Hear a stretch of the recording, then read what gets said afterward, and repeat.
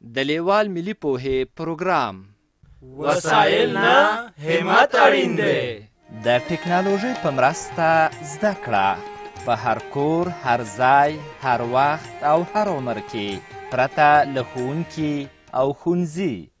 رنګین شمیر کتاب دې راواخله.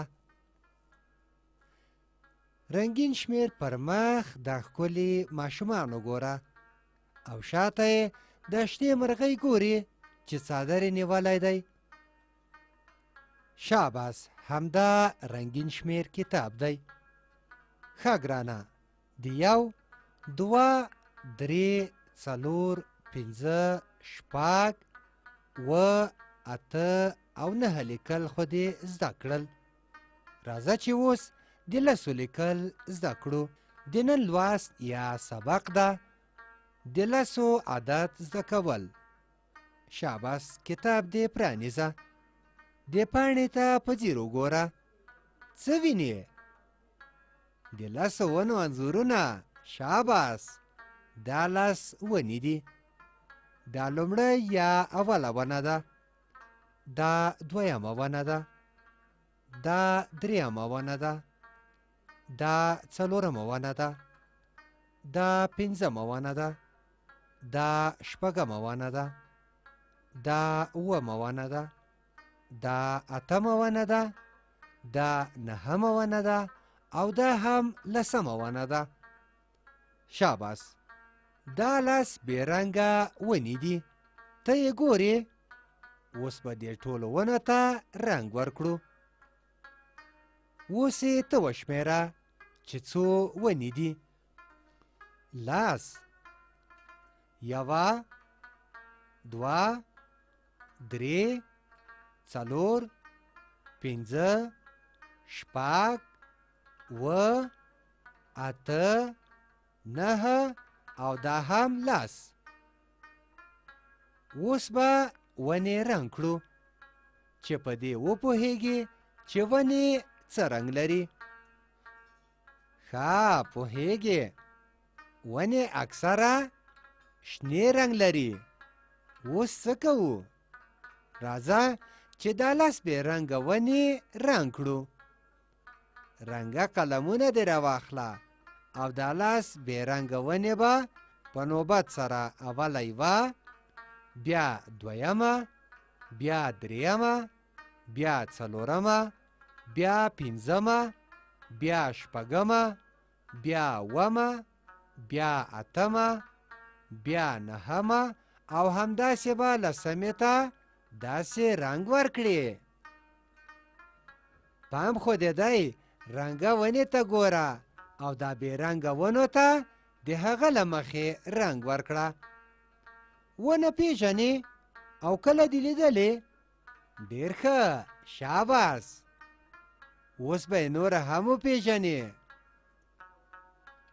ته خو پوهېږې چې موږ او تاسې ونې په کورونو او باغونو او چیرته چې اوبه بهیږي هلته یې نالوو چې د ونو کرل چاپېریال ته ښکلا ورکوي. ډېر ښه،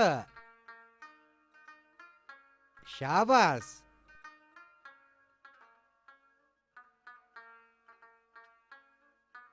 ډېر ښه،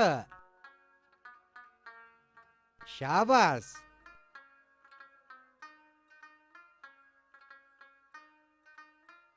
ډېر ښه، شاباس.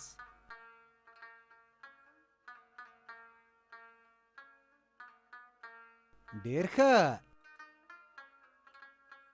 شاباس.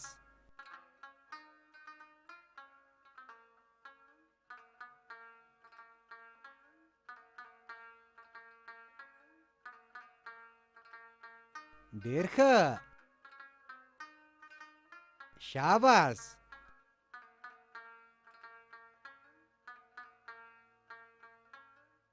ډېر ښه، شاباس. ډېر ښه، وګوره دا 10 ونې دي چې رنګ دې کړې. دا لومړی یا اوله ونه ده، دا دویمه ونه ده، دا دریمه ونه ده، دا څلورمه ونه ده، دا پنځمه ونه ده، دا شپږمه ونه ده، دا اوومه ونه ده، دا اتمه ونه ده، دا نهمه ونه ده او دا هم لسمه ونه ده. ګرانه دا بلې پاڼې ته ځو. دلته ګورې په تور رنګ دا تر ټولو غټ لیکل شوی او په څنګ کې ورسره غشی ده. لاس دغه شان لیکل کیږي. وګوره ښه ورته ځیر شه. اول یو لیکو بیا ټکی یې مخې ته ږدو نو لاس به ولیکل شي. شاباس لاس دغه شان لیکل کیږي. ګوره ښه ورته ځیر شه چې لاندې منځخالي لاس ډېر ځلې لیکل شوی. د دغو په سر به په خپله لیکې چې د لسو لیکل دې زده شي. دلته لس څو ځلې لیکل شوي دي او په سر کې تور ټکی ایښی. دا تور ټکي معنا دا چې خپل قلم د چوکاټ په منځ کې په تور ټکي ږدې. پاس نه پیل او تور خطونو په منځ کې راکش کوي. لاس دغه شان لیکل کیږي.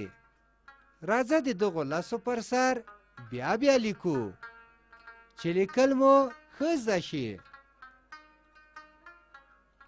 شاباس لاس دغسې لیکل کیږي.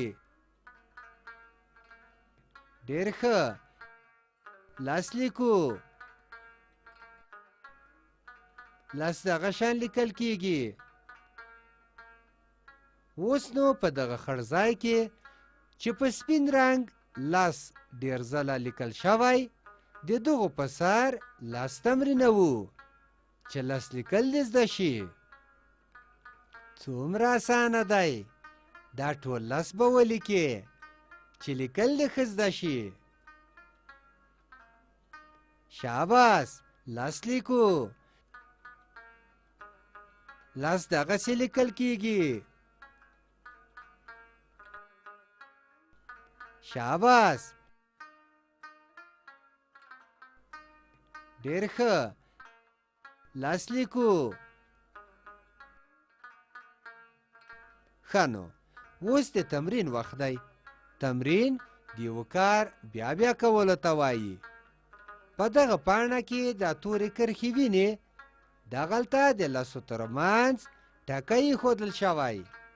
راځه لسو باندې تمرین کړو چې د لسو لیکل دې زده شي. ټکي داسې وتړو چې لس ورڅخه جوړ شي. دلته د لسو لیکل زده کوو. شاباس لس دغه شان لیکل کیږي. لس لیکل زده کوو. څو ټکي سره یو ځای کوو چې د لسو شکل ورڅخه جوړیږي. شاباس لس دغه شان لیکل کیږي.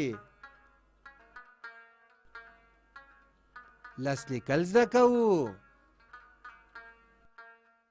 ښه نو اوس د ازمایښت وخت دی چې لس لیکل دې زده کړي او که نه.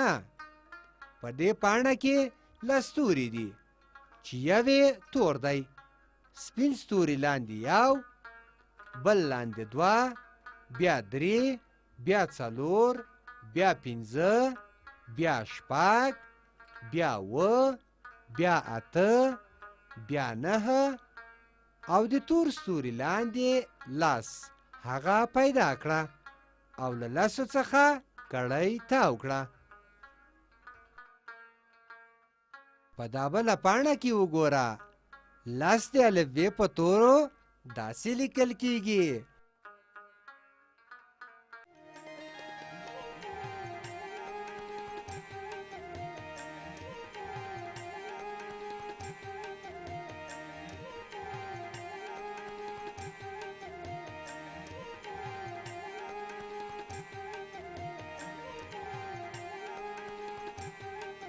له دې ویډیو سره د رنګین شمیر کتاب په زده کړه کې ډیره مرسته کوي. د کتاب ترلاسي لپاره پته ده LLS@leval.com 003 280 24 40. د نورو معلوماتو لپاره لیوال د لرې ښوونځي تګلاره وګورئ.